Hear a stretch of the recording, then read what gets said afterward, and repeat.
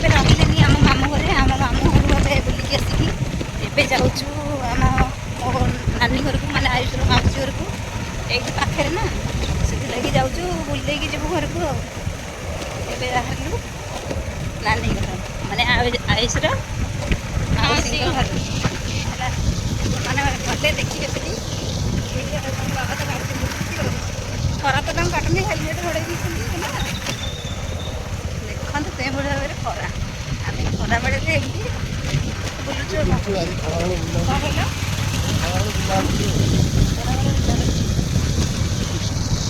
ଆମେ ଆସିକି ପହଞ୍ଚି ଯାଇଛୁ ନାନୀ ଘରେ। ଝିଅ ଆମର ଏଠି ଯାଉଛି, ଆଉ ସାନ ଝିଅ ଏଠି ସିଲେଇ କରୁଛି, ବ୍ଲାଉଜ୍ ସିଲେଇ କରୁଛି, ତିଆରି କରୁଛି। ଦେଖି ଗୋଟେ ତିଆରି କରୁଥିଲୁ, ଗୋଟେ ଡିଜାଇନ୍ ଦେଖି ଗୋଟେ। ଏଇ ଡିଜାଇନ୍ଟା ହେଇଯାଇଛି ନା, ତା ହାତ ଡିଜାଇନ୍ଟା ଗୋଟେ ତିଆରି ହେଇଛି, ବହୁତ ସୁନ୍ଦର ଭାବରେ ହେଇଛି। ଆମେ ଆସିକି ପହଞ୍ଚିଗଲୁ ମାମୁଁ ଘରୁ, ଆସିକି ନାନୀ ଘରେ ଆସିକି ପହଞ୍ଚିଗଲୁ। ଆଉ ଏଠି ସାନର ଆଉ ତାଙ୍କ ଘର ଦିଦିର ଆସିକି ଖାଉଛନ୍ତି ଏଠି ଭାତ।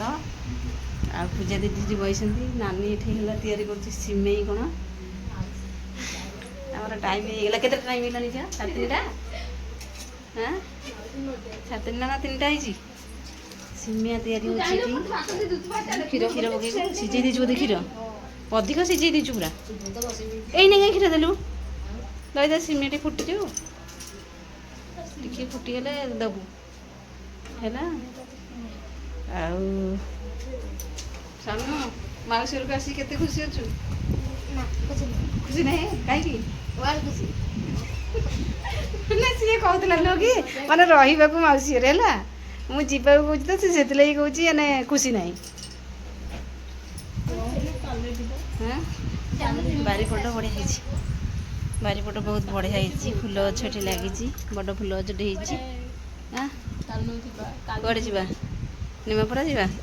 ନିମାପଡ଼ାରୁ ଆସିଲା ବେଳକୁ ଘଣ୍ଟାଟା ଲାଗିବ ଏଇନା, ଯିବା ଆସିବା ଘଣ୍ଟାଟା। ନାଇଁ କାଲି ନୁହଁ, ଆମେ ଆଜି ଯିବୁ। କାଲି କ'ଣ ଯାଆନ୍ତି? ନା ଯାଆନ୍ତିନି କାଲି। ହଁ ସିମିଆ କରିକି ପୁରୀ ଚାଲିଛି। ଏତେ ଧୀରେ ଧୀରେ କ'ଣ କହୁଛୁ? ଝିଅ ଆମର ବେଲୁଛି ଆଉ ପୁରୀ ବେଲାଉଛି। ସାନକୁ ତ ପ୍ରିୟ ପୁରୀ ଆଉ।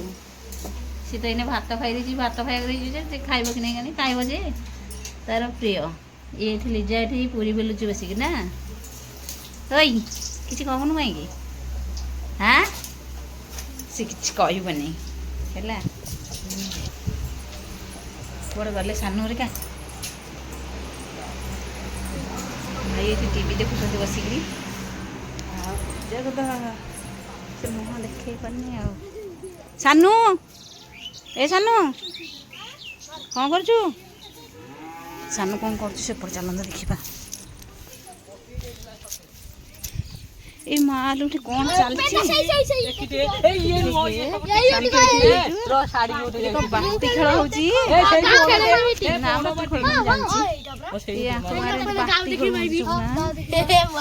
ଜୋରସୋର ପୁରା ଲାଗି ଯାଇଛନ୍ତି ଖେଳରେ।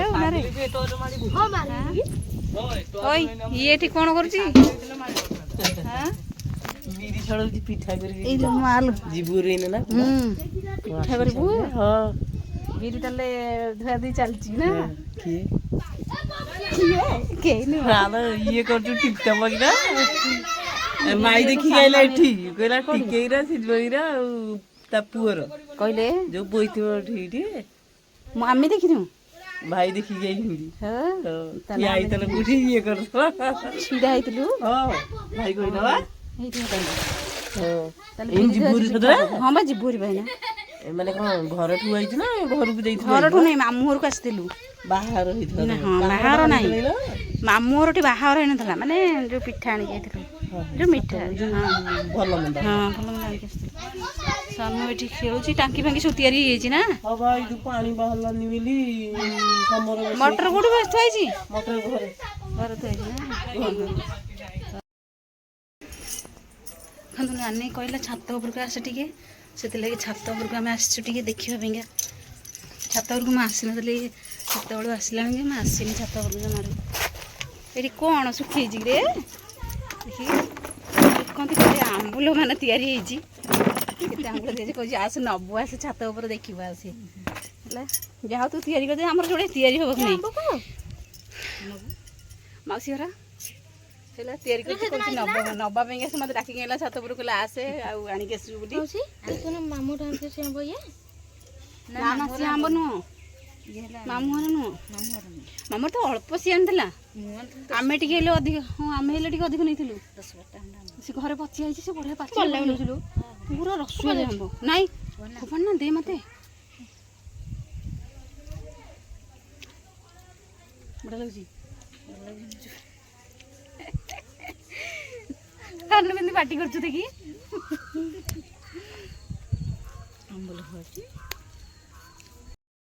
ଆମେ ଏବେ ଘରକୁ ବାହାରିଲୁ ଆଉ ଘରକୁ ଆମେ ଯିବୁ। ସିଡ଼ିରେ ନାନୀ ଓହ୍ଲେଇ ଓହ୍ଲେଇ ଆସୁଛି ଆଉ ହସୁଛୁ କ'ଣ ଆଉ କୁଣ୍ଡଟା ଧରିକି ଆସୁଛି। ଆଡ଼ ଅନେକ ତଳକୁ ଖସି ପଡ଼ିଥିବି। ଏପଟେ ପୁରା କ୍ଲିଅର ଏପଟକୁ ତ ମୋତେ ଦେଖାଯାଉଛି ପୁରା ନା ମାନେ ବିଲ ପଟଟା ଏପଟେ ରହୁଛି ତ। ବସଟି ଶୋଇପଡ଼ିଲ ନଙ୍ଗା ଶୋଇକି ଉଠିଲ ଘରକୁ ଯିବା ଏଥରକ। ହଁ 4:30 ପରେ ହେଇଗଲାଣି। ଏଠି ଖାଇଲେନି ପୁରୀ ସିମା ସବୁ ଥୁଆ ହେଇଛି। ଭାଇ ବସଟି ଆମେ ଯାଉଛୁ। ହଉ ଆମେ ଏବେ ବାହାରିଲୁ ଘରକୁ। ଏଠି କ'ଣ ସେଲ୍ଫି ନିଆହେଉଛି?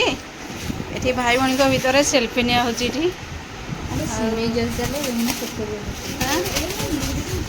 ଫଟୋଟା କିନ୍ତୁ ବହୁତ ବଢ଼ିଆ ହେଇଛି ହେଲା। ଆସିକି ଏବେ ପହଞ୍ଚି ଯାଇଛୁ ସାଥ୍ୟପାଳ ବଜାରରେ ଆମ ଘର। ଆଉ ଏଇଠୁ ଅଳ୍ପ ବାଟ ରହିଲେ ଆମ ଘର। ଏବେ ଆସିକି ସିଆଡ଼େ ମାମୁଁ ଘର ଯାଇ ନାନୀ ଘରକୁ ଯାଇକି ଆଉ ପହଞ୍ଚିଗଲୁ ଏବେ ସନ୍ଧ୍ୟା 6:30 ହେଲାଣି। ଆସିକି ପହଞ୍ଚିଲୁ ସାଥ୍ୟପାଳରେ। ଆଇକି ବସିଛି ଦେଖନ୍ତୁ ଏତେ ବି ବହୁତ ଭିଡ଼ ହେଇଛି, ଜାମ୍ ହେଇଯିବେ ରାସ୍ତା। ଆଇସ୍କ୍ରିମ୍ ପୁରା ଶୁଖିଗଲାଣି, ପୁରା କଳା ପଡ଼ିଗଲାଣି, ପୁରା କଳା ପଡ଼ିଗଲି ନା ମୁଁ ଖରା କେତେ ଖରା ହେଉଥିଲା। ଦେଖନ୍ତୁ ମୋର ଆଗରେ ଭିଡ଼ ହେଇଛି, କେତେ ଜାମ୍ ନା। ଗେଟ୍ ପଡ଼ିଥିଲା କି କ'ଣ ହେଇଥିଲା କେଜାଣି, ସନ୍ଧ୍ୟାବେଳଟା ତ ପୁରା ଭିଡ଼ ହେଇଛି ଆଉ ହେଲା।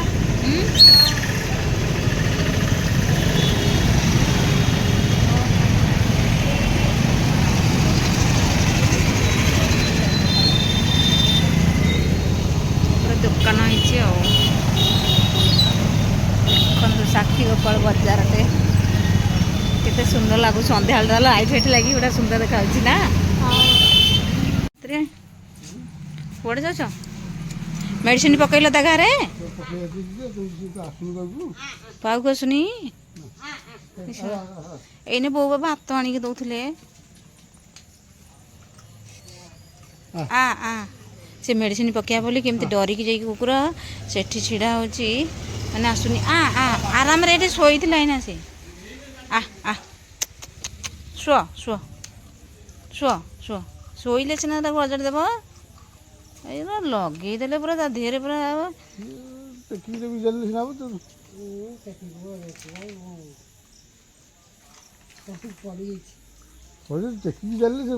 ଟେକିକି ସିନା ଅଜାଡ଼ି ପକେଇଥାନ୍ତା। ସେ ଧୀରେ କିନା ଆଇଥିଲା ଏଇଠିକି, ସେଠିକି ସେ ପକେଇ ପକେଇ ଔଷଧ ଶୁଖିଗଲାଣି ତାର।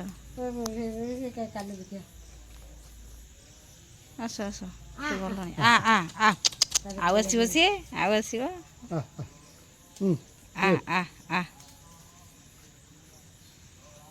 ବିସ୍କେଟ୍ ଏଇନେ ଦେଇଥିଲା ସାନୁ, ଆମେ ଯେତେବେଳେ ଆସିଲେ ବିସ୍କେଟ୍ ଆଣିକି ଦେଇଥିଲା। ପୁଣି ଗୋଟେ ପ୍ୟାକେଟ୍ ଆଣିକି ଦେଇଥିଲା, ଯେଉଁ ବିସ୍କେଟ୍ ଖାଇଥିଲା। ତ ଭାତ ଦେଲ ଖାଇଲାଟି ସିଏ ନା, ଭାତ ଦେଇଥିଲା, ଭାତ ବି ଖାଇଛନ୍ତି।